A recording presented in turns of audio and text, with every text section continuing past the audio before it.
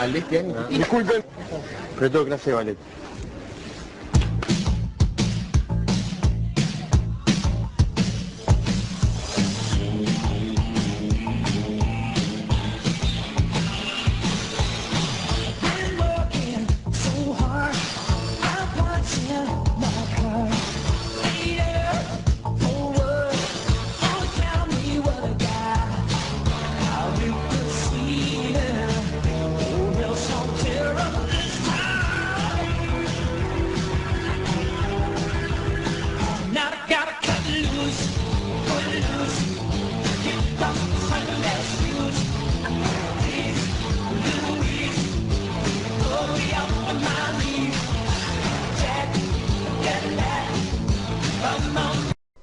Norway Chess 2014, being played from June 3rd through June 13th, 2014, with a great players, many of the top 10 in the world. It's going to be a great tournament. Hi folks, John Cordisco back again with another great chess video for you.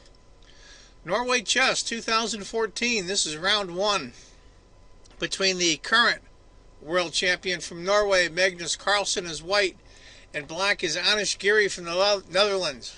Anish is rated 2752, and we all know that Magnus is the highest rated player ever in the history of the world at 2881. It's going to be a symmetrical English. I'll go through a little bit of the opening. Knight takes e3. I do want to say though, this is a classic example, what I talk about quite often, between being that strong players, their level of resistance is so incredibly high. And of course we know that no one has a better level of resistance than Magnus. If e4 instead, knight, bishop, knight d3, e2, which I don't like at all, moving the king, knight f4 check, king f1, knight e6. And believe it or not, even with that rook stuck on h1, in this scenario, white has an advantage. Don't like it though. After e3, knight takes, b pawn takes, queen c7, d4. This is very interesting to say the least. Black's pretty much behind on development. He doesn't have much of a center as far as pawns go. According to the computer I have off screen, it's about three-fourths of a pawn advantage for white. g6, he's going to fianchetto that bishop. Bishop checks. Bishop a4. He wants that pawn up there. If bishop takes, pawn takes, and then pawn here, and I'll tell you, that's a pretty strong, or even pawn push here, and then pawn here. That's pretty strong. Bishop g7, both castles, bishop a3. Excellent. Excellent. b6,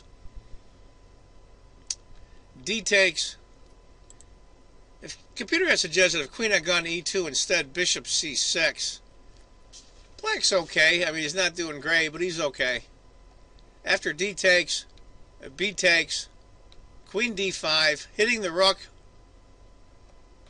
bishop takes, a takes, and knight to d7. It's about a third of a pawn advantage for white, and we might as well say 0. It's pretty even. The only thing I'm concerned with white here is now this c pawn is a little backwards. We're going to have to see how that works out. But black has an isolated c pawn, so maybe it's just a trade-off. Rook after d1, rook here, knight to g5.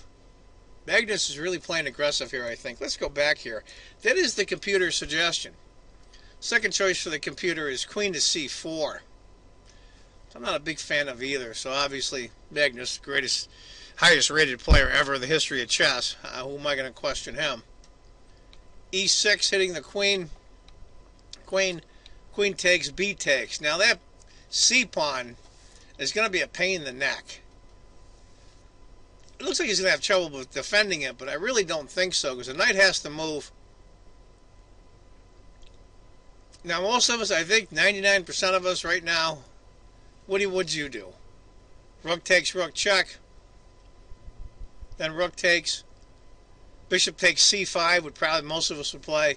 Magnus, of course, made the correct move. That's why he's #1 in the world and the current world champion. c7. Forcing the rook to move.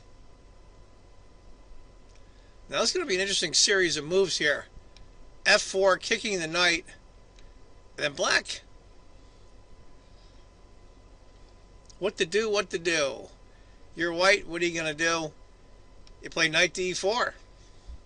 Hitting the pawn again. Knight moves. Rook comes up. Also the computer's move.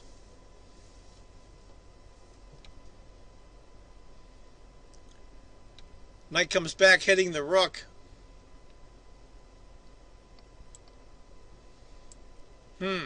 This is a really interesting position here.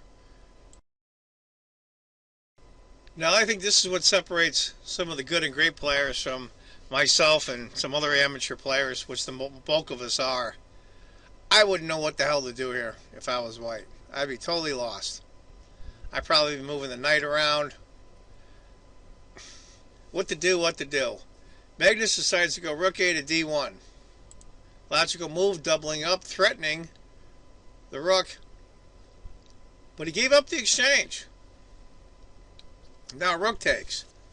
Black's up the exchange now, and there's a tiny advantage for white. Bishop f8.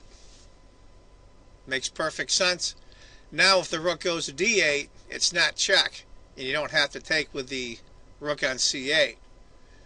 c4. So that pawn can't move. a5. Knight to c3. Now those of you that were wondering what would happen if bishop had taken instead, big mistake, is after bishop takes, knight takes, king to f8. And there's going to be some problems. Actually worse would have been knight takes instead. Then after rook e8, rook d3, rook a c8, and black has the advantage, believe it or not. Because you can't move that knight now. Because you're going to lose the bishop on a3. After knight to c3, a4, knight to b5. This looks overwhelming for white, even though he's down the exchange. But the computer knows best. Tiny advantage for black, believe it or not. Now the computer calls for g5, which would give black a tiny advantage. #2 and very close in score is rook to e8, and that's what Anish played. e4, rook a to c8. Tiny advantage for white, even though he is down the exchange. Resistance, resistance, resistance. Knight to a7. The computer showing this is dead drawn. Now the rook has to go to a8. Where's the knight going to go? Back to b5, rook a to c8, knight to a7, rook to a8, and so on, and it's a draw. I thought that was very well played by Magnus, giving up the exchange to get himself some initiative. I thought that was very well defended by Anish Giri. Chess hates a vacuum. When there's space left or you're pushing, something has to give, either towards you or against you. And you have both sides really, really trying hard. Magnus was really pushing. I think he wanted to draw first blood. Believe it or not, Anish is one of the lowest rated players in the tournament at 27.52. And Anish, I think, defended extremely well. And I think Magnus played his usual aggressive game when he can. Anyway, folks, pretty good action for round 1 in Norway Chess. Look for other games from this tournament. The only thing I'm concerned about is last year, my buddy Carlen Nakamura from the United States isn't playing. I know he's playing in a match against David Navarre in the Czech Republic in the next few days, but oh well. I like to have seen Hikaru in the mix here, but don't worry. Hikaru will get a chance to play against Magnus again, I'm sure, in the very near future. Anyway, folks, I want you to remember, if you think chess is just a game, you're not playing it right. Take care, folks. Bye-bye. Feeling